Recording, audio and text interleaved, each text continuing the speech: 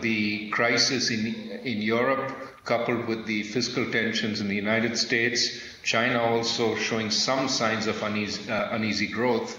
All this came to hit last year in a perfect storm. The final blow was the poor monsoon, at least in its initial parts, which also led to an agricultural slowdown. So we had all this hitting us over the course of the last year, and there clearly was a need to do something to get us out of this problem. I'll come to the actions that we took in just a moment. But this also created fiscal problems for us because, as you know, one of the big sources of government revenue is taxes. And when the economy is not growing as fast as it was growing before, taxes tend to shrink, especially given that our biggest source of tax revenue is corporate taxes. So corporate profits coming down means taxes also come down. So as taxes came down, we also saw the spending by the government increase, partly because a fair amount of spending is on subsidies. And at times that, for example, the world oil price goes up or remains high, these subsidies also increase. So spending up, revenues down, government fiscal deficit expanding, that was yet another. So falling growth, government deficit expanding, two big problems.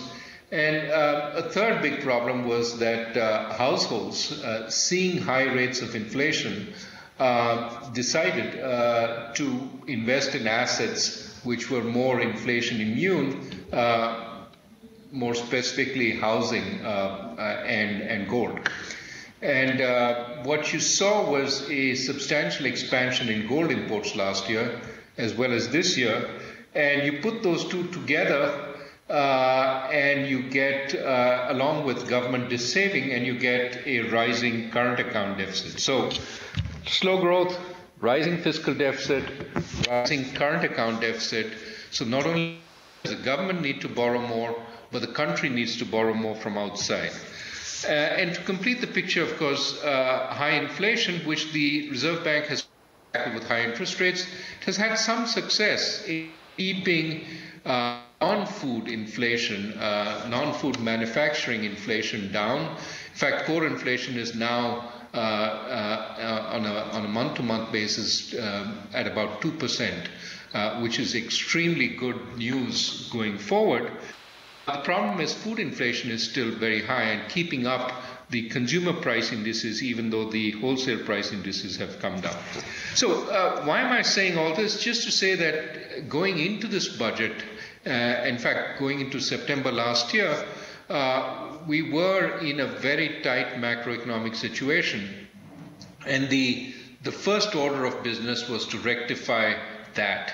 And in this rectification process, I think a number of objectives had to be met by the budget.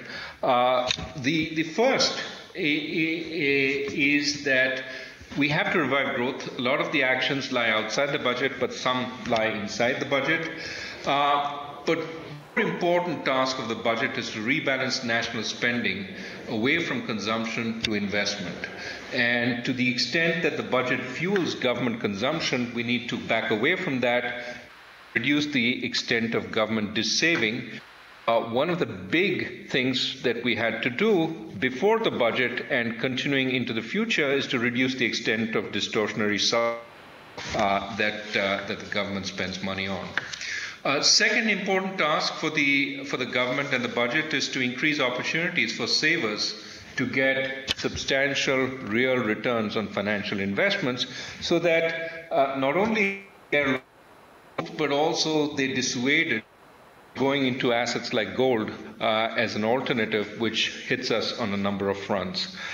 Third, part of the growth process is to remove bottlenecks to investment and to improve job creation. Again, a number of actions have been taken outside the budget, such as the creation of the Cabinet Committee on Investment, but the budget can also provide targeted incentives, targeted because we don't have that much money to improve some of these things. And finally, fourth, we have to reduce the cost to borrowers of raising financing so that they can go out and invest that money in projects. So these are a bunch of objectives that the budget can help on. An objective that the budget can help indirectly on is to combat inflation. The RBI is centrally engaged in that task, but the budget can also help by reducing the excess spending, reducing the excess demand, and reorienting consumption towards investment. So to see why deficit reduction was the highest priority objective, see all the good things it can do. It can reduce consumption demand, as I just said, giving the RBI more room to cut interest rates and then move our spending more towards investment in that process. It increases national savings, thus indirectly helping reduce the current account deficit, which is really the difference between national investment and national savings. If we increase our national savings, we reduce the extent to which we rely on foreign investors. It also reduces the government's borrowing, allowing the private sector more room to borrow. And perhaps most important, confidence about the stability of government finances going forward gives everyone, domestic investors, foreign investors, the confidence to continue financing both the government and the country. Now, you can cut government deficits in different ways, as you well know. You can increase revenues, that is, raise taxes, or you can cut spending. The problem with raising taxes is that it hurts economic activity, especially investment, and at this time, that is the last thing we want to do. Cutting government spending is also damaging to economic activity, as the growth austerity debate that you see in the West suggests. But in situations like ours, it is sometimes the lesser of two evils. And to the extent that in cutting spending, cut distortionary subsidies, we can actually improve growth and the quality of growth. Let me give you one example. We subsidize diesel and we subsidize electricity, in fact, to the point that it's free in some states. Now, in the north of India, rich farmers run their pumps all day, irrigating their fields by drawing water out of deep artesian wells, growing deeper by the day as water is depleted. So the water table depletes, we irrigate fields, and typically larger farmers with bigger pumps can reach the water table while the smaller farmers can't. So the smaller farmers see their crops wither or do not so well, even while the larger farmers use that scarce water to produce rice. And so the water poor north exports rice, which essentially is water. I mean, most agricultural economists will say when you export rice, you're exporting water. We're exporting water when we are actually water scarce. So subsidies here, as you can see, make us produce the wrong crop, increases income inequality, and essentially depletes our agricultural future. This is one of those subsidies, subsidies to power, subsidies to diesel, which, if reduced at least on this dimension, will actually help improve growth, the quality of growth, and reduce income inequality. It could help on many fronts. So we have taken some actions on subsidies before the budget. We have raised diesel prices. We have allowed oil marketing companies to continue raising them regularly. We've also given raised power tariffs as a condition for helping them restructure the debts of their distribution companies. Now, done. I'm not saying we've reached the end of the road on subsidies. We are, even as I speak, there is discussion in government circles on the need to bring the fertilizer subsidy down. And perhaps if we were to want to immunize the budget against changes in oil prices, we should think about freezing the extent of the diesel subsidy. That's something that we ought to consider.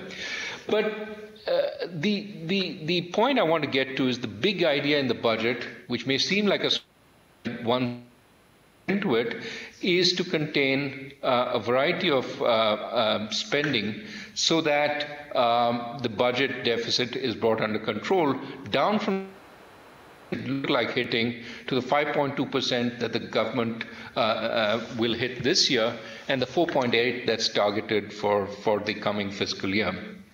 Now, in making these cuts, there is a certain amount of confusion amongst analysts, which is why we get all sorts of claims that we haven't cut spending.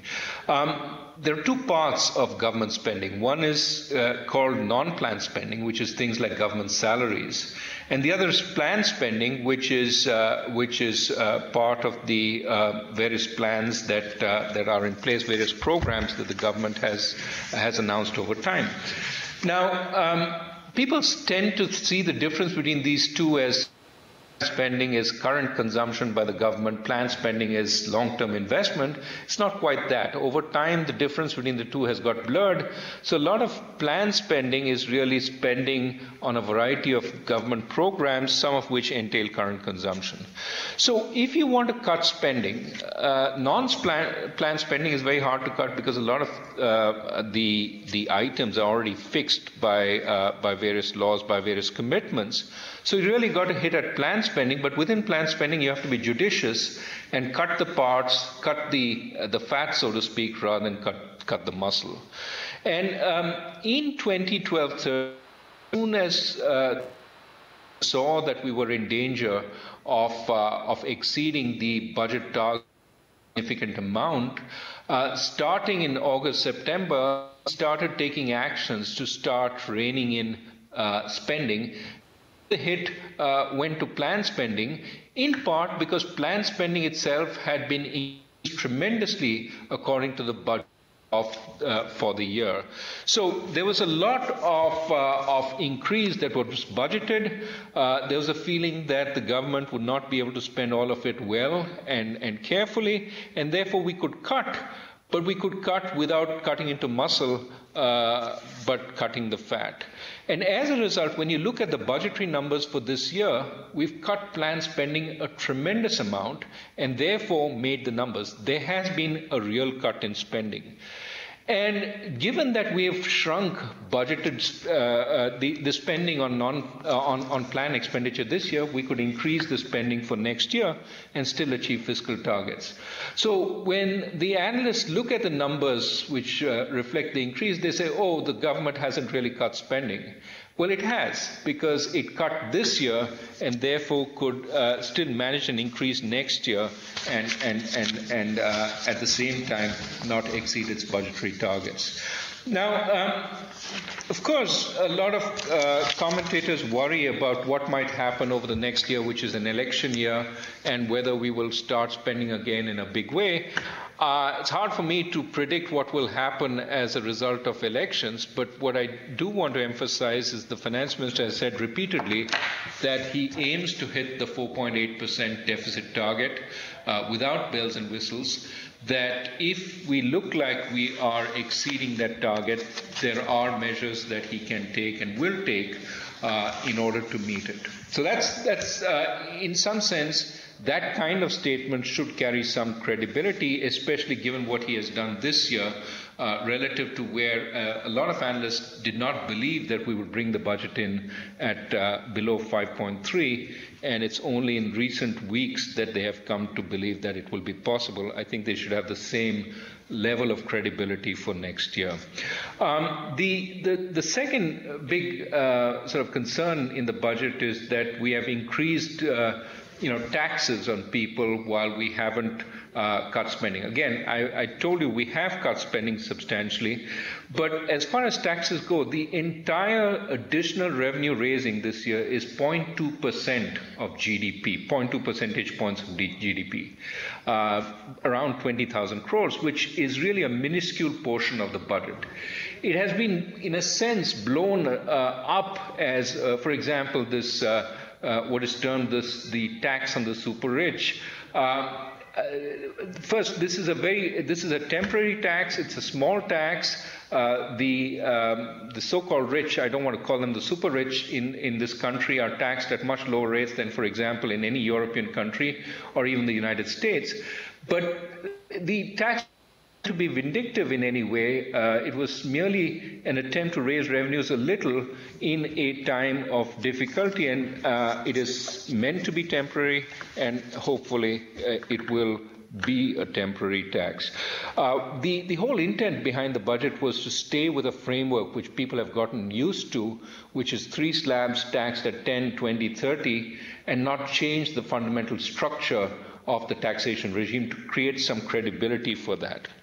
Let me come finally to the first big idea in the budget was deficit containment. But there is a second big idea in the budget, which is rather than the government being the source of new additional activity, can we give nudges, enabling nudges, rather than forceful pushes, which require moderate amounts of money, but also can create, a much bigger wave because it energizes different forces, especially in the private sector. For example, we recognize we need more investment. It would be silly for the government to start now thinking about major investment plans. Those will take 5, 10 years. By the time we put them in place, the economy will be way back on track. What we need to do is nudge investment by the private sector forward, make them bring their plans forward and put stuff into the ground. And so we have an investment allowance which gives them credit, if they tax credit effectively, if they put their investment around over the next couple of years. So that's one example. Another example is a lot of small and medium enterprises stay small, even many years after starting up. This is in contrast to other countries where small and medium enterprises grow and create jobs. Part of the problem is in India we have too disincentives to growth for small and medium enterprises. So what we're trying to do is create some incentive for them to grow out of all the benefits that they have. So one of the proposals in the budget is to continue allowing them to have benefits that they got when they were small for 3 years after they grow out of the category of being small.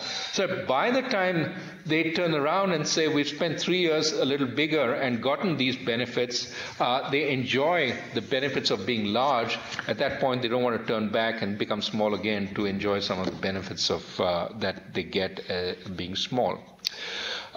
Finally, a big thrust in this budget is expanding access to financing so that the private sector can get the money, the public sector firms also, and do what they need to do. Access to financing is what we've been working on, access to domestic financing, access to foreign financing, number of measures in the budget trying to reduce the barriers for foreign investors to come into India, to bring their money in and to invest it. And this is an ongoing process. As the finance minister mentioned on Monday, we are going to continue working on this. Don't think the budget is the end of it. If you didn't see some of the improvements that some people have been asking for or looking for, all these issues are being considered and are is to make it easy in India over the coming years. So there was some unfortunate misapprehension about Mauritius and tax treaties and so on. I think the misapprehension has been cleared, but the broader point is India intends to be friendly to foreign investors and not change the rules of the game on them. Another final point before I get to I open up for questions is that we also, I said one of the reasons we haven't raised taxes in this period of difficulty is we want to keep the tax regime relatively stable. But also, I think one of the important messages we want to send is more Indians have to pay taxes. That is, we have to broaden the tax base rather than levy more and more taxes on those honest enough to pay them today. So 2 or 3 measures that will emerge. One, of course, is we are using the information we already have on taxpayers, on non-taxpayers and their purchases to tell them in a friendly way, look, you've just bought a really expensive car. Unless you have taxable income, it's hard to see how you could afford it. Why don't you look up your records and see if you owe some taxes? Those kinds of letters are being sent out. The idea is more broadly that we hope that we will improve the tax base. One big factor in doing this is the goods and services tax, which is an attempt to improve the taxation by clubbing a bunch of taxes together creating an all-India market, but also bringing more people into the tax net. It is something we're working on very hard, and hopefully, with the assent of the states, is something that can happen over the next year. But again, that requires the cooperation of the states. Is something we need to do. So, to end, I mean, the big sort of attempts in the budget were first narrow the fiscal deficit, second create targeted incentives to improve investment and also to increase the ease of financing. This is not to say India doesn't need big reforms. I mean, people were looking, if you want to look for big reforms, I can reel off 5 or 6 we need to do. We have 100 million tons of coal being imported every year, despite having some of the largest coal reserves in the year, in the world. Why is it that we are importing so much coal? We produce too much wheat and too few pulses. We have some of the most stringent labor laws in the world, even as we are one of the countries with the greatest fraction of unprotected workers. And we do, as China is giving up on some industries, or some industries are departing China because it's too expensive, we need to attract more of them into India rather than see them go elsewhere. There are many things we need to do, but also there are many sources of opportunity in India, and we are certainly next to China one of the fastest growing large countries in the world. But in the coming years, there are massive new opportunities which are going to emerge in India. For example, the Delhi-Mumbai Industrial Corridor, which is being contemplated, $90 billion of investment over the next 4 years, is a massive project which will create 8 new cities, major ports, new airports, but also hopefully, and this is my hope, that we will ease the way for manufacturing by both creating infrastructure but also reducing the regulation on small, medium, and large enterprises, and we'll create great new industrial cities which will make India more of a manufacturing hub in the world. So India has problems.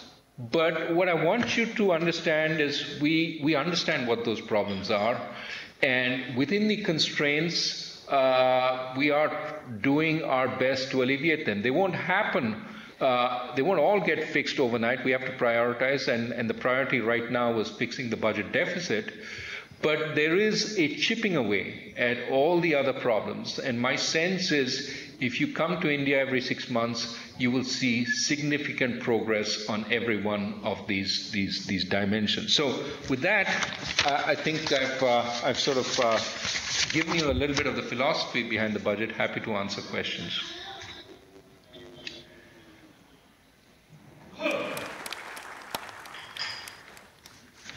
Thank you, Dr. Raghavan.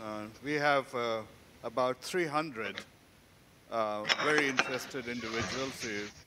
We enjoyed your quick summary.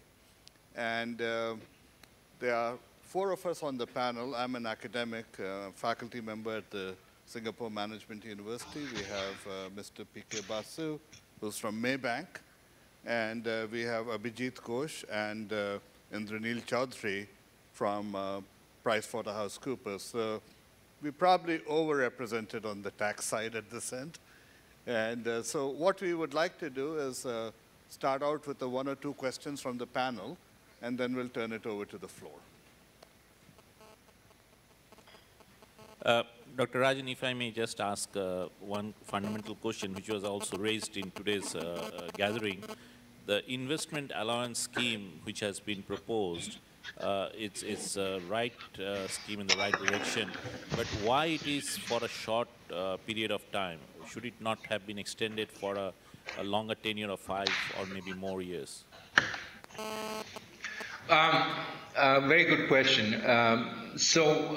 This is one of those situations where we would like to kickstart investment sooner rather than later. A lot of corporations are sitting on cash, have investment plans, but are waiting to see whether others will invest, whether demand is picking up, and so on. We also have a lot of public sector enterprises which are sitting on cash. And what we wanted to do was send a signal that if you move fast and start investing, we'll give you a little bit more that will help you justify that investment. So you may be the first mover, but if you get a 15% allowance, that should sweeten the cake for being a first mover. So it's an attempt to bring investment forward, given that people have plans. So it's not that they can't actually put an investment in the ground over the next year and a half or two, but they're waiting, and we want to sort of reduce the waiting if possible. So Rajan, just also there was some angst amongst the audience here in terms of how we saw Dr. Shom's recommendation on these indirect transfer of shares in taxation that we had the Vodafone case. And there was expectation that the budget would bring in, just like the general anti-avoidance, which was deferred by 2 years on the recommendation of Dr. Shom, there would be those recommendations which he had made on the indirect transfer of shares also brought into the statute. But we didn't see any recommendation or any reference by the finance minister in the budget. Well, that is work in progress, and I think over time we will see some more light on some of those issues. So I don't think you should see the lack of an announcement in the budget as evidence that there won't be any more progress on clarifying some of those issues and taking them forward. I think for example, we will have to work very hard on the direct tax code post-budget, and the intent is to come out with something far more, there've been a bunch of versions of the direct tax code. The finance minister wants to sit down and look at it once again, but come up with a version that fulfills the intent of what he had in mind when he first started off with the direct tax code. That's over the next month and a half post, maybe in between budget sessions or maybe post-budget session. But as far as Vodafone itself goes, I think the intent is to resolve that issue. The government has expressed an intent, Vodafone has expressed an intent. Now the issue is whether they go into conciliation and whether that is resolved on that basis. Again, both parties are talking to each other.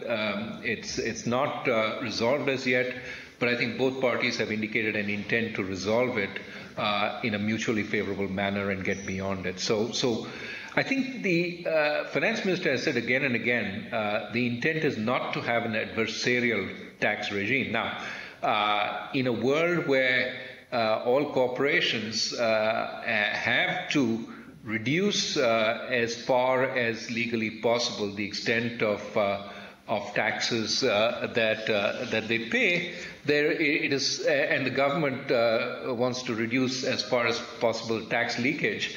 There is obviously going to be some areas of friction, but the idea is to try and make the system as transparent as possible. And again, the emphasis is not on catching a few and extracting more from them, but to broaden the base and to get a wider, more reliable tax base. Dr. Rajan, 3 questions with regard to spending and subsidies. First is the food security bill. The provision in the budget is only 10,000 crore rupees or 100 billion rupees. That appears really low. People have expectations that could be proper provision for it to be 5 to 10 times that amount. How is that really going to be achieved? That's my first question. Second is, could you just elaborate for the audience what the specific subsidy reductions are? I think in September, October, there were substantial increases in oil prices, diesel prices, and the cooking gas regime was changed. So that, I suppose, is the key factor contributing to the reduced subsidy bill for this year. Could you elaborate a bit on the specifics of that? And also, could you elaborate on the specifics of disinvestment? The disinvestment targets for this year, are they really going to be achieved in the current fiscal year? And next year's targets are ambitious. What is on the anvil in terms of specific public sector enterprises that will go for disinvestment? Yeah. So first, as far as the food subsidy bill goes, there isn't a food subsidy bill as yet. I'm sorry. Bill. The food security bill. It was mentioned. Yeah, sorry. 10,000 crores.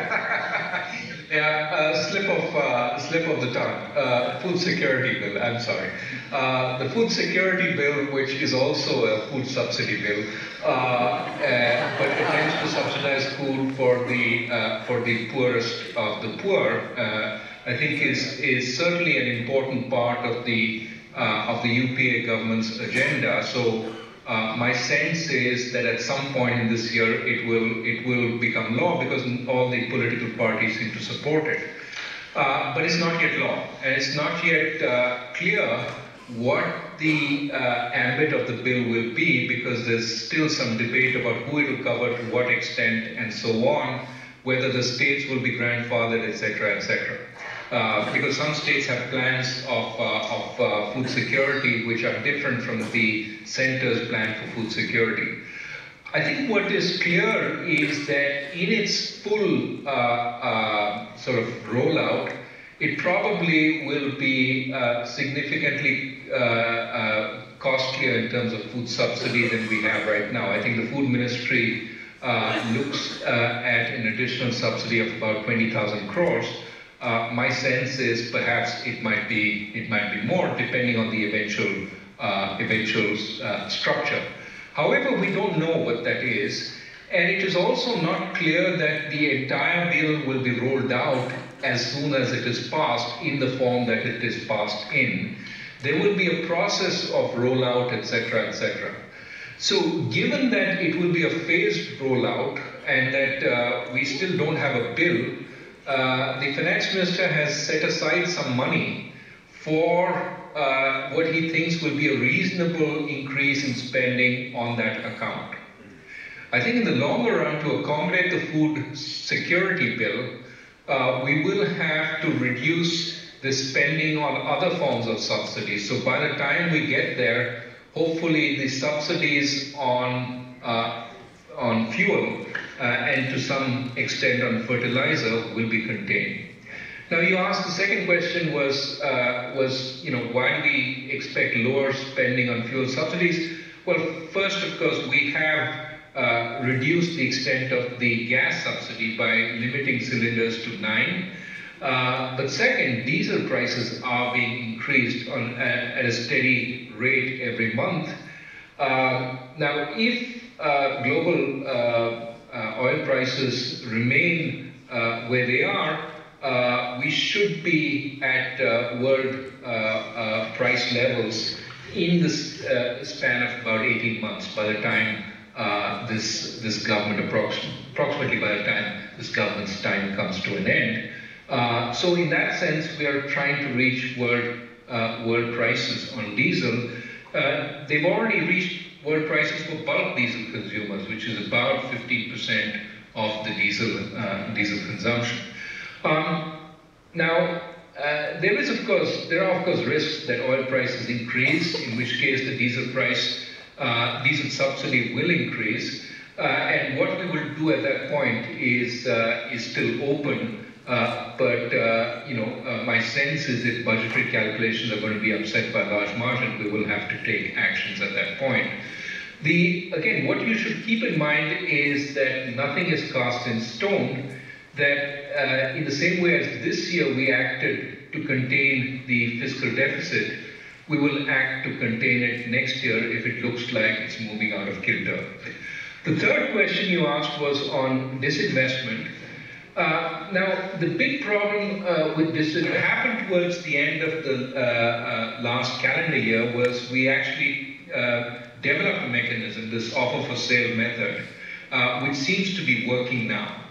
And now that that is working, the idea is that we can unload the shares that we need to without a problem on a regular basis, unless the stock market takes a deep dive, at which point there may be some worries about whether we are unloading at too low a price. But thus far, I think the mechanism works. We have every intent of achieving that disinvestment target. It's partly going to be achieved by selling public sector units on the market, but also some government shares in private firms will also be sold, and there's plenty of both. So it's not a problem of supply, it's really a question of doing what we've already succeeded in doing on a regular basis. So I'm much less skeptical about the disinvestment target. I also think a legitimate question is raised by some who say, well, you're selling the family jewels, that's not a good way to reduce the deficit. Well, yes and no. Obviously, it is a form of financing unless you look at the uses to which that kind of money is being put. And the intent is increasingly to take the money that is obtained from disinvestment and reinvest it in, for example, the shares of the public sector banks that we need to increase the capital of because of concerns about concerns about Basel III. We need to meet those targets, so we need to increase public sector investment in public sector firms, also increase investment in railways. What's that? Are they seeing? Okay. We will turn to questions from the floor, please. There's a microphone to your left.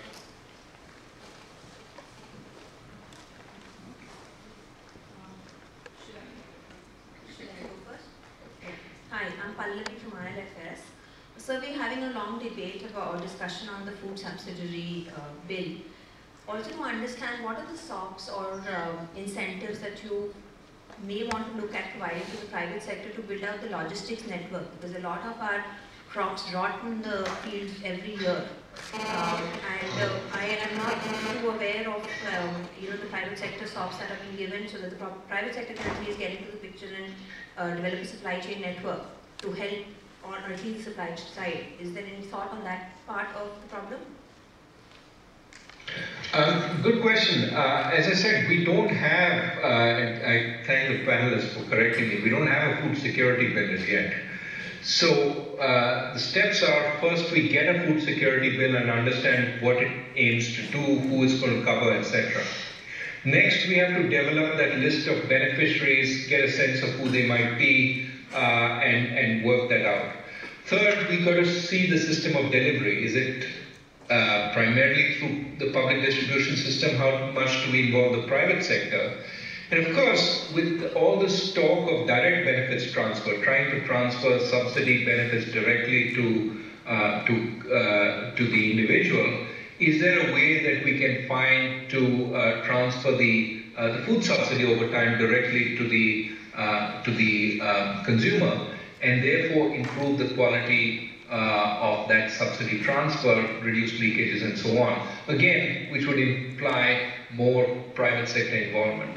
The point here is that this idea needs to be, the whole food security idea has to be fleshed out. And it is still early days, which is why I'm saying we've set aside some money for it, but depending on how it's rolled out, when it's rolled out, the form it's rolled out, all the things that you're saying could well be considered. Thank you for that response, sir. One more point I wanted to raise here was your point about tax rates in India being not as high as in the Western countries is well received. However, sir, just to bring to your notice, while we are paying 33% tax in Western countries, Germany, etc., pay 40–60% tax, they don't have to worry about their medical or insurance being taken care of once they retire, which most of India and the private sector needs to look at when we are saving today. So while your point is totally taken, we're not there yet as far as tax or the high tax rates are concerned, but the benefits coming back to us also need to be looked at in line with what we are paying. So it's just my humble submission to you on that point. I think the point is a good one, but since I don't know the details of the German system, let me just talk about the US system. The US system, the marginal tax rate for the top taxpayer now is 39.6%, on top of which they pay state taxes, which can vary anywhere from 3 to 10%. Some states have 0, but very few states, so 3 to 10% more taxes. On top of that, they have to pay Medicare, which is, depending on whether you're self-employed or not, can be as much as 3.1% of your salary. And then you have to pay Social Security. So the welfare, medical welfare and the pensions that you were talking about, the state does demand a premium over and above your taxes to account for that in the US. Now, I don't know what other countries look like, but at the end of it, when I finish paying all that in the US, I'm being taxed at close to 50%.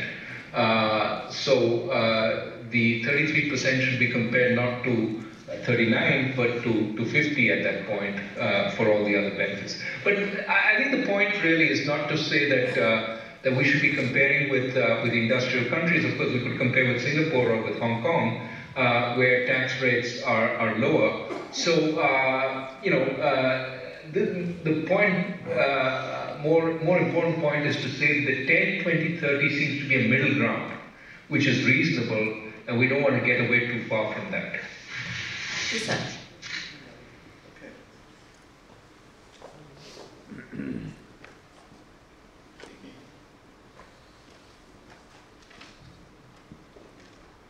Mr. Rajan, in your comments you made about major reforms of India having resources of coal and need to do a policy of that.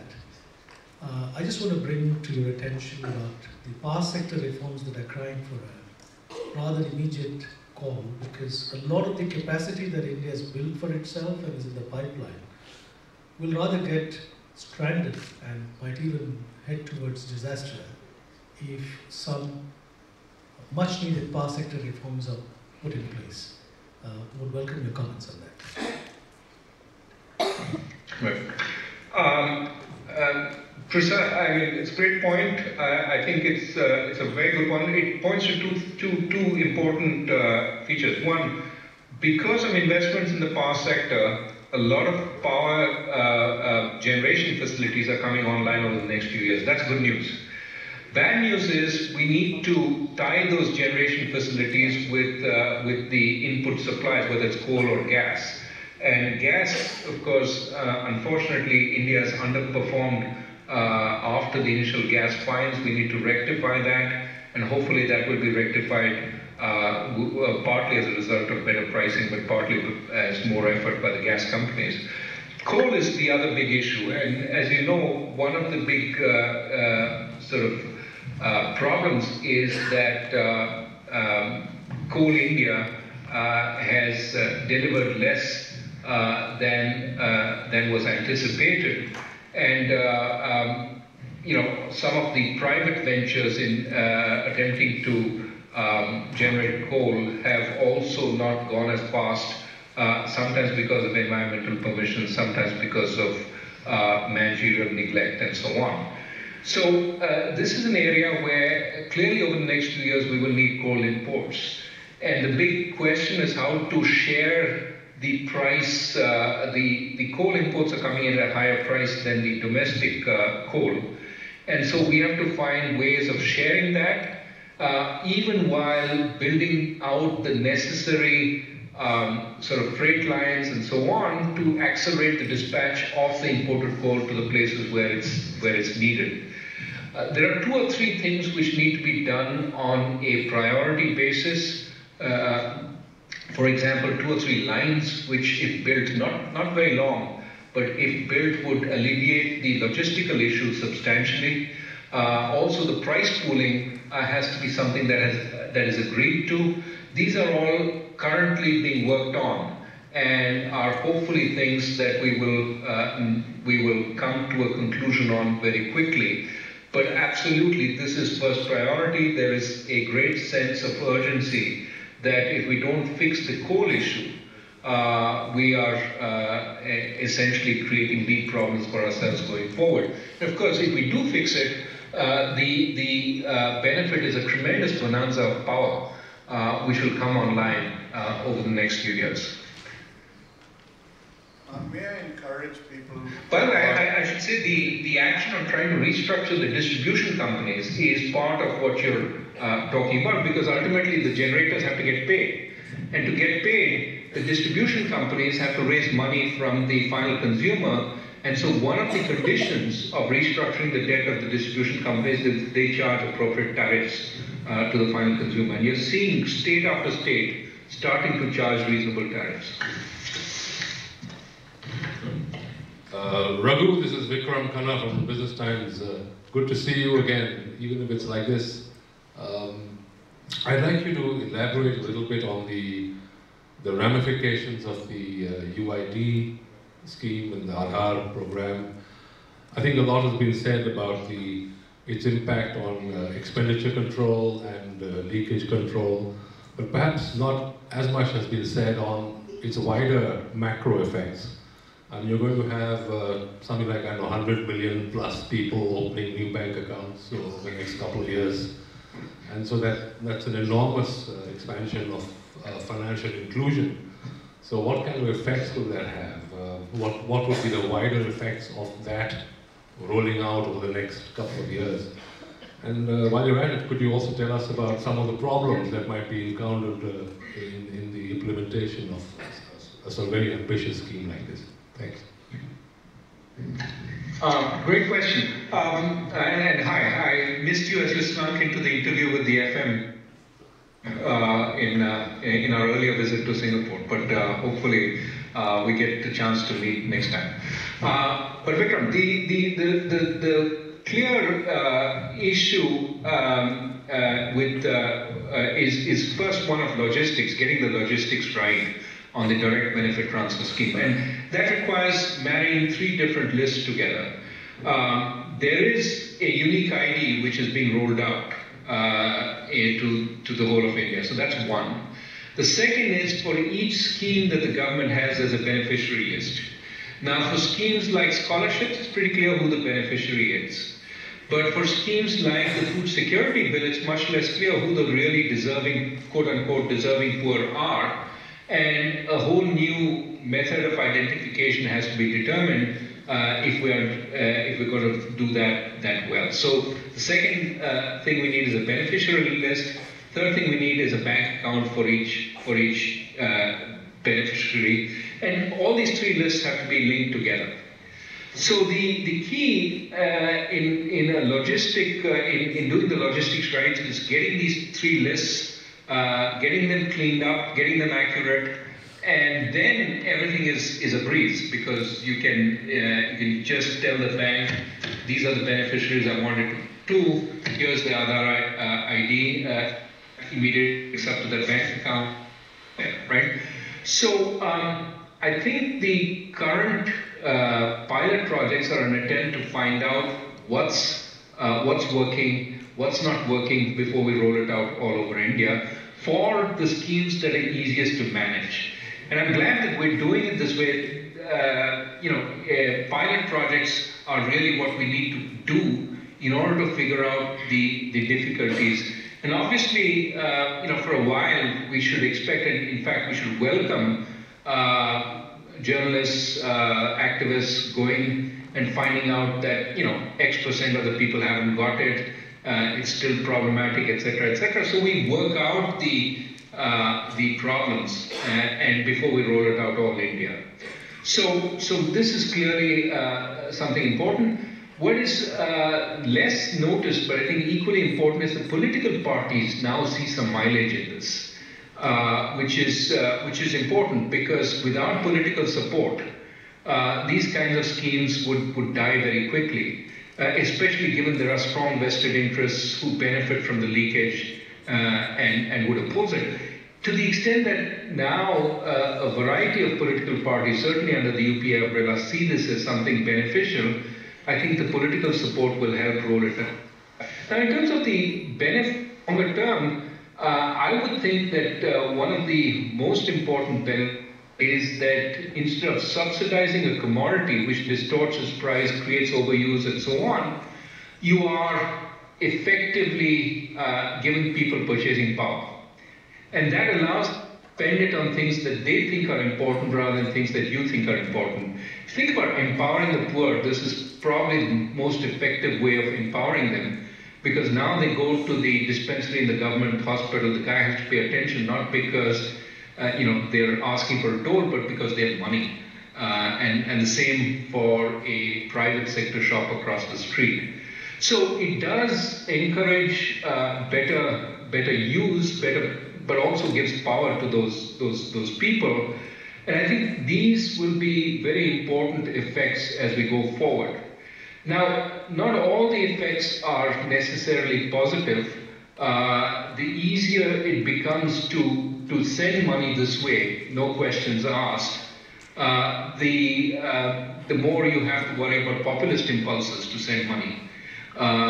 Will each government, as it's coming to the end of its term, say, okay, I'm going to declare 100 rupees more per month as the sort of benefit?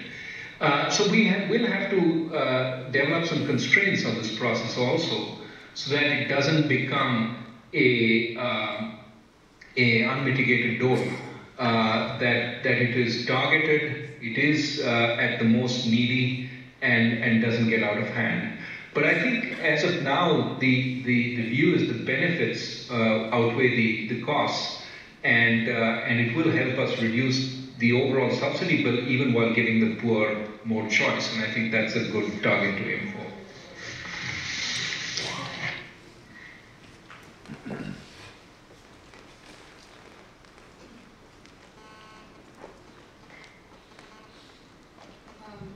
My name is Supriya Sen. I worked at the World Bank in India some years ago before I moved to the private sector. What I really enjoyed today was the philosophy behind the budget statement which you gave, which I thought was very important, because as we know, government should be with a light touch, addressing the market failures and stimulating some sort of greater acceleration in, trying to get rid of the regulations that hamper, but increasing innovation. We talked during our talk this morning about the demographic dividend and the short time in which there is to, the 20-year period in which you can take advantage of this. I didn't see in the statements as such what specifically is being done to increase entrepreneurship and increase the role of the private sector. I saw a lot of different things throughout the different measures, but how are we trying to harness technology, harness try to leapfrog what has happened in other countries? That sort of vision is not coming out in the statement, but I'm sure it's there. So could you elaborate a little bit more on it? We talked about the UID. UID has so many more that it can do. Just the very fact of greater transparency, reduced informal transactions, and that can lead not only to the negative but to the positive way of people wanting to declare their right identity and coming forward in doing transactions, and that's the world that it is today. So can you explain a little more on that? Right. Absolutely. Actually, if you look at the microfinance movement, as you know, it was hit a little bit by, or significantly by the Andhra Pradesh problems. And I won't go to the details for those who don't know, but it's just that there was a setback to the microfinance movement, but a good setback in some ways, because it forced the movement to reconsider what was happening and recognize that some of the competition in lending between various microfinance institutions was leading to greater indebtedness amongst the borrowers, some of whom were getting loans from 3-4 different microfinance institutions without any one of them knowing what was going on. What is interesting is they tell me now that as a result of the changes, they now have credit registries in microfinance which collect data. Each one of them reports to the credit registries whom they're lending to. So now there is data in the credit registry about individuals and how much they borrowed. But more interesting, to your point, that as the credit registries know more, the microfinance institutions tell these people, you're borrowing, but you should have an incentive to build up a reputation for repaying, because the credit registry will contain data on your repayment habits also. And if you default, you will lose the valuable collateral of a good name. And that is giving people more of an incentive to repay. It is creating a stronger credit culture, which will also, in the longer run, improve their access to finance. Knowing that you have an incentive to repay, you get more access to finance. So I think there are lots of good things which are coming from the sharing of credit information, which has come about as a result of regulatory changes, but also behavior within the microfinance industry using information. And Aadhaar, as you said, the unique ID can help in this by giving a unique ID to which the credit registry data can be attached, and therefore that can be a very, very beneficial thing. On the broader issue of innovation, entrepreneurship, absolutely, that we need much more of it. We need to encourage it. And there are some initiatives in this budget, again small ones, but which indicate the thrust of the thinking of the government. For example, venture capital funds and angel investors now get a tax, tax pass-through. Venture capital funds were getting it. It's made much clearer now that they will get it. Angel investors are a new class, people who made it big, who want to put their money back. They're now recognized as such. There's a start on trying to make corporations have an incentive to start incubators or fund incubators, initially in technical institutes, over time that will broaden out, so that small firms, innovative firms, set up by graduates, can start flourishing. I think there are initiatives to increase the funding that SIDBI, for example, that is a institute that funds small and medium enterprises, increase their venture capital funding, increase their microfinance funding, increase their funding to small and medium enterprises. And finally, the thrust on micro enterprises, micro medium, giving them more of an incentive to grow, so that they create all those ideas and jobs. And the small and medium tend to think more out of the box sometimes, and we need to give them more incentives. But I think if you read chapter 2 in the economic survey, it's all about the demographic dividend and how can you take advantage of it. And the clear point is we need to encourage enterprise, whether it's in service or manufacturing, small or big. But we cannot sort of be focused entirely on agriculture. No doubt a lot of people are in agriculture, we have to improve their lot. But the best way we can improve their lot is by moving people away from agriculture and letting the ones who remain farm in a better way, with better technology on larger pieces of land, so that their incomes improve, but getting people away also into good jobs outside of agriculture. And that has to be our medium-term strategy, where the government can't do it. Government can't start small and medium enterprises, but it can facilitate that process. Financing, perhaps easier tax regime, but infrastructure, much better infrastructure, those are the things the government should work on. Rajan and Prakash from GM Financial. On behalf of a lot of us, first let me say that it's very good to see people of your eminence at the helm of things in India. You spoke during your discussion about how the government is looking at encouraging the wider tax base, looking at various forms of data to try and encourage and look at different types of spending, see if you can widen the tax base. A specific question which I have, which comes in from a lot of corporates today, is about a lot of tax demands, tax litigation, which could well be from a very genuine sort of need to increase the tax base, often based on complicated legislation, which leads to a lot of litigation, a lot of time, which eventually gets, which it takes for the corporate to get a resolution as to what the actual tax notice is. Some of this tax accelerated in the recent past, perhaps because of the pressure on tax revenues. But the point I'm trying to make is that it needs the corporate to make contingent liability or a provision right away.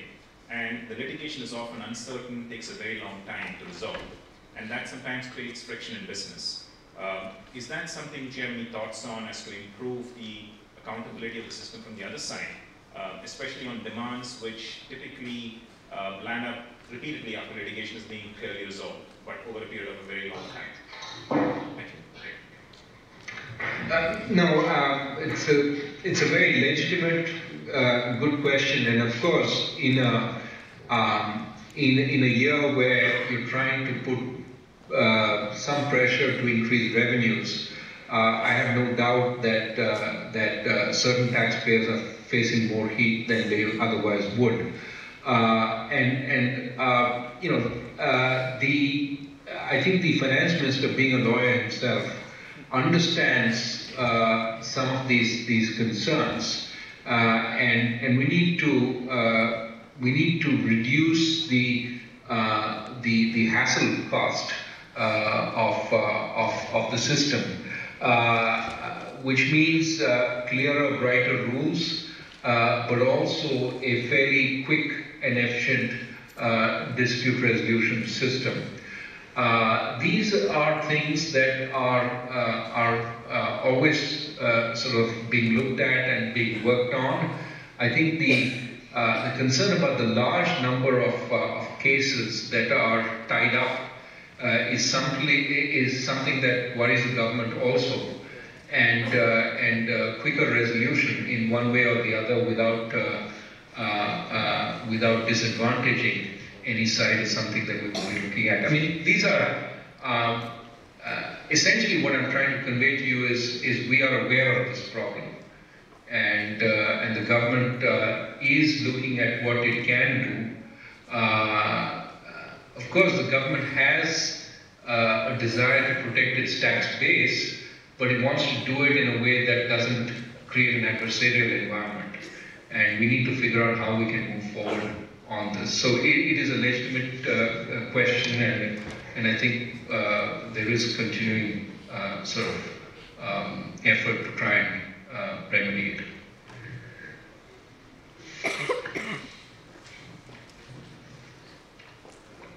Amit Bhatia from GMO. India spends about 2.5% of its GDP on defense, and a percentage of taxes, I guess it's about 20 to 25%. Government's efforts to localize it in some sense has failed, especially from the public sector units. Why is that not open to the private sector? And my view is that even if 20 to 25% of the defense expenditure gets done by the private sector, not only it reduces your import bill significantly, but gives a huge fillip to domestic consumption and a boost to manufacturing when the country needs the most. I mean, is this a holy cow that it's very difficult to target? Thank you. No. As far as I understand, and the private sector is allowed to come into defense. In fact, Tatas are talking about building a kind of truck for defense. Project which, at least at the numbers the papers seem to quote, is 10,000 crores. So I don't think there is any prohibition on Indian private sector firms coming in, and it would be crazy to rule them out when we're buying from foreign private sector firms a lot of our defense needs. So absolutely. The key, I think, question in defense procurement right now, apart from, I mean, we've tried to incentivize creation of Indian production by asking foreign firms to get contracts to buy Indian up to a certain point, or part of their to spend in India to buy in a number of these contracts. But I think the question is, why hasn't this had more effect? And really, it's a question of, can we get R&D in the private sector up in some sense to do the R&D on the higher tech sort of parts of defense. And this leads to the question, should we allow FDI in defense?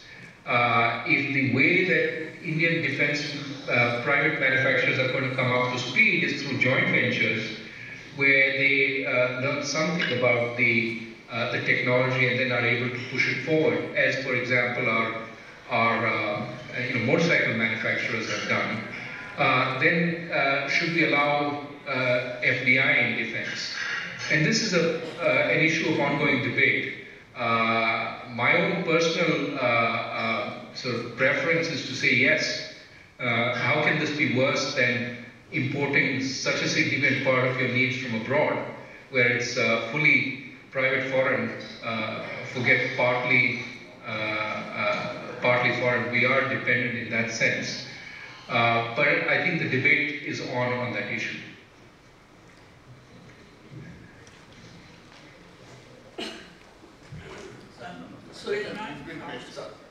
just to continue on that point, there's an article today in Times of India too about how China has been able to localize defense expenditure significantly. So there is no way, I mean, it can be done, it's a question of willingness. I agree.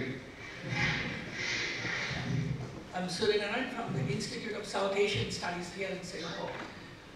So recently, just a few days ago, the Finance Minister, Mr. P. Chidambaram, is reported to have said in a webcast interview, and I'm paraphrasing what he said, that it is manifest destiny of India to be the third largest economy in the world sooner or later, but India will have to observe the laws of economics. Do you have any big think idea as to what really is holding India back from becoming the third largest economy in the world? Is it something like the parallel economy, meaning the related issue of tax non-compliance? Is it the non-tax sectors like the agriculture? Or is it the subsidies? Or is it even defense expenditure? And how will you address any of these issues in a big think way? Thank you. I try to stay off big thing because it sometimes amounts to waffle. But the question is an important one because I think that there are many steps from where we are to whatever one might think is one's manifest destiny. We are still a poor country. Per capita income is about $1,500–1,600 a year. That's both opportunity, but also shows how much distance we need to go. Opportunity, it is much easier making significant amounts of money if you pick the right business in India than many other parts of the world where it's more developed, there's more competition and so on. Just to see what would go wrong, look at the number of strong, growing, emerging markets that stagnated. The example I often have in mind is Brazil, which in the 60s and the early 70s was the fastest growing economy in the world. It was the China of its time. And then for the next 25 years, crisis after crisis stagnated until now it's showing strong signs of revival again. Mexico, another country that basically thought that it had invented the middle income trap. Fortunately, once again, you see strong signs that Mexico is finally taking the battle forward and attacking the vested interests that had clogged its growth and is moving forward. You asked about the big things that could trip India. I mean, there are any number of things that could trip growth. So I think borrowing from Andy Grove, we have to somehow think that only the paranoid survive. We have to be paranoid about every reason that growth could trip up.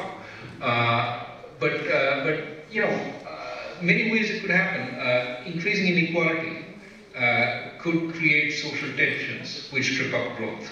This has happened in a number of Latin American countries. Increasing vested interests, whether from the corporate sector or from the labor unions or from the political establishment, could prefer the status quo to change and might fight very hard to preserve the status quo. That could limit growth. Conflict has always been a tremendous reason, whether internal conflict or external conflict. I mean, as you know, tensions in Asia are rising. It is very important for India that we have a peaceful Asia. Even if there is conflict some distance from from where India is, it would hurt India because India is so strongly linked to the rest of Asia. We do not need conflict. 20 years of peace would be very good for us. Thank you very much. So in that sense, I think there are so many reasons things could trip up that we have to constantly watch and constantly move. And this is why I'm a great fan of micro reform. Keep reforming, keep doing additional things, because the set of things you need to do is endless.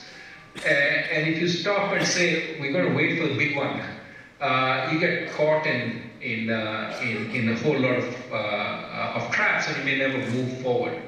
But if the thing keeps moving, dynamics, it doesn't, I think all analysis is somewhat flawed, but it doesn't, sit still and rust, making it impossible to move it. As it's moving, the wheels are moving, so sometimes you can apply additional lubrication and make it move a little faster. So I think constant movement forward is important, and so we have to work on all the fronts.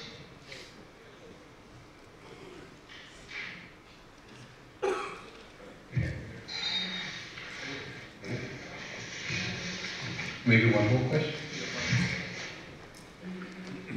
Dr. Rajan, I think the key for the budget has also been to achieve objective of inclusive development. But throughout the budget and the discussion, in the light of what happened last December and in the light of the status of women coming, being actually coming out in the forefront, there is a whole lot of work to be done. And I did not hear anything that could really impact that status for women in India. Is there a focus by the government to implement policies, or say whether it is via tax benefits on property, or by even conducting a gender audit on the way the budget is presented? Is there some kind of a focus? And do you think that the 1,000 crore input of on the women's only bank is enough? Thank you.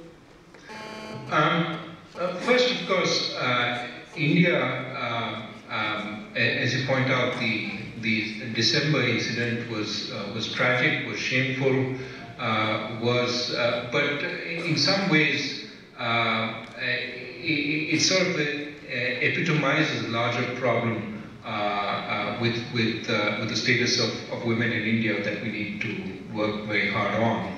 And I think there is a widespread consensus that more needs to be done. Of course, once we say that, we get into debates about what the right way of doing it is. The budget has proposed at least two measures. And of course, outside the budget, there are a number of laws being contemplated by Parliament, including laws that would penalize rape more severely and bring a variety of acts, have punishment for a variety of other acts. But the broader point about the status of women in India and how best to improve is part of a wider debate in the world. Now, before saying that, India has a lot of issues that need to be tackled, but at the same time, there are some places where, India treats its women on par with men. Just to list a few, if you look at the Speaker of the House, she's a woman, the President has been a woman, the Leader of the Opposition is a woman, the Leader of the main party, UPA, is a woman, the head of a number of private sector banks, so you can't say, these are people who've worked very hard, who've been very successful. India has a number of private sector banks led by women. So, in the United States, there's not one large bank which is led by a woman. This is suggesting that some things are also going right, that it's not entirely a bleak landscape. That said, I think the point is important to note that by and large, the status of women needs to be worked on very hard, and the budget proposes the Women's Bank, as you point out, as well as the Nirbhaya Fund, which at this point, what it will do is unclear, but it is a down payment on the steps the government will take, saying that there is funding available for those steps. And these amounts that are set aside should be seen as down payments rather than the final point. Now, Let me, before I go further, say that even in India, amongst women, there is a debate about whether this is necessarily the best way to go, and we have to work our way through this to find out how we move forward. Certainly a number of women have said, yes, we are discriminated against as far as lending goes. It'd be good to have a bank focus on our needs that will improve our access to finance. That's one set of women, but occasionally in these TV debates, you also hear another set of women saying, once you set us aside, set us apart, you're essentially making it okay for the other banks to discriminate, saying there's a woman's bank which will take care of you. What you need to do is make it equal across the whole gamut. So these are issues that will have to be debated as we go forward. I think what the government has said is here are certain important gestures to show that we care and that we are going to provide money where it is needed, but it is not the end of the dialogue, it's the beginning of the dialogue. We need to talk about this on a variety of fronts and keep looking at our performance and see, have we become more fair to women in society, making it easier for women to achieve their, whatever they want to do in this society. So that's a process rather than a one-off in a budget. Dr. Rajan, on behalf of all of us in Singapore here, I'd like to thank you for the care you took in laying out the framework behind the budget. We really, really appreciate your thoughtfulness, the depth, and the honesty with which you answered all the questions. The questions are coming from left and right, and you went deep into those answers, and we really appreciate that. We also look forward to welcoming you in Singapore the next time you're here, which I hope is going to be very soon. So thank you so much for taking the time.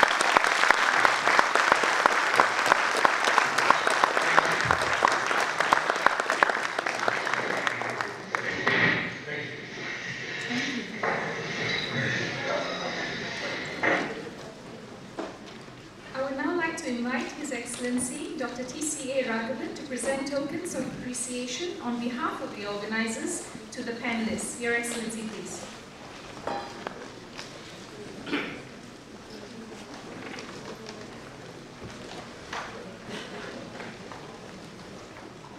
First, we have Mr. Indraneil Chaudhary.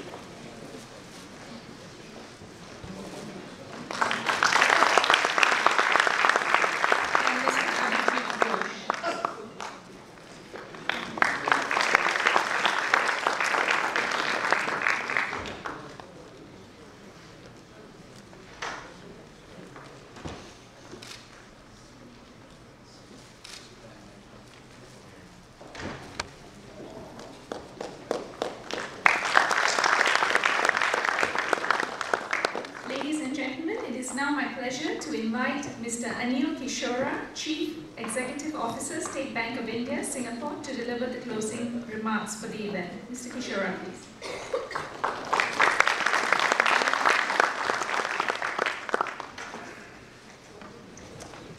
His Excellency, Dr. Raghavan, Professor Srivastava, dignitaries, guests, ladies and gentlemen. As we come close to the end of today's seminar on the Indian budget, it's my privilege to have been asked to offer closing remarks. First of all, Professor Srivastava, in his introductory remarks, did part of my job. He mentioned, did some marketing for SBI, so I skipped that part. And the Indian High Commission has been organizing seminars on the Indian budget for many years now. But I believe this is the first time that we could listen to and interact with the Chief Economic Advisor to Government of India. His virtual presence through the video link gave the seminar insights from, if I can say, the horse's mouth. I would like to thank, on behalf of all of us here, the High Commission for making this possible. Dr. Raghuram Rajan, as you might recall, was one of the few economists who predicted what we call the GFC, the Great Financial Crisis of 2008, before it hit us. During the course of his presentation, as also by way of his responses to various questions from the floor and from the eminent panelists, he gave us the philosophy behind the budget, the context, the constraints, and what could trip growth going forward. So we have a much better understanding of the budget. For instance, we know that 100 billion rupees provision for the food security bill, which during the course of my interactions with many economists here and researchers was cited as something which has been underprovided. Now it looks like it's a prudent provisioning for something which is yet to crystallize. So this is the insight we could get from him, so we are thankful.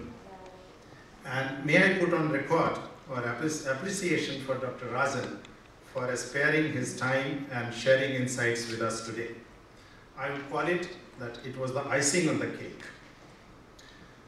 The cake, I'm sure you will agree with me, as Professor Srivastava put it, was the warm-up act, and all the issues that were discussed during the warm-up by your eminent panelists, Mr. Basu, Mr. Abhijit, Mr. Roy Chaudhary, all the issues again surfaced during our discussions with the Chief Economic Advisor. And the overview that we got, the context, the regional context, has been very useful. The Indian budget is never monochromatic, I would say. So we always get to hear different perspectives on it. It has been the case all through. My special thanks to the panelists and to Dr. Rajan for flagging the key highlights for us. And with their wide experience and expertise in the area, they could make it simpler for us to understand the budget. No discussion on a budget document can be complete unless we hear about what impact it is going to have on our pockets, whether on the corporate bottom lines. So from that perspective, we had Mr. Abhijit and Mr. Roy Chaudhary, and that was really useful. They presented the entire spectrum of issues related to the financial part of it, the Part B as he called it. I also take this opportunity to record our gratitude to Singapore Management University, Singapore Business Federation, Indian Chamber of Commerce and Industry, PwC for being partners in this important event. Finally, a warm thank you to the High Commission and the organizers who conceptualized the format and delivered the seminar to us. It has been last 4 years, I think this has been the best seminar I have attended here. A bit of the technical experts who managed to keep the video links alive and up without the least interruption also deserve a mention.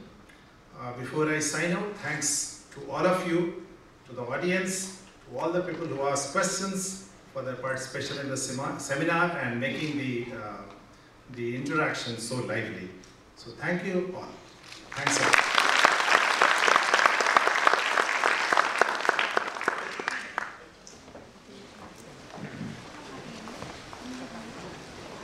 Thank you, Mr. Kishore. Ladies and gentlemen, we have come to the end of the seminar.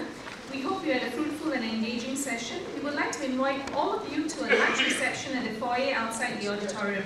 Enjoy your lunch and we hope to see you again. Thank you and have a very good day.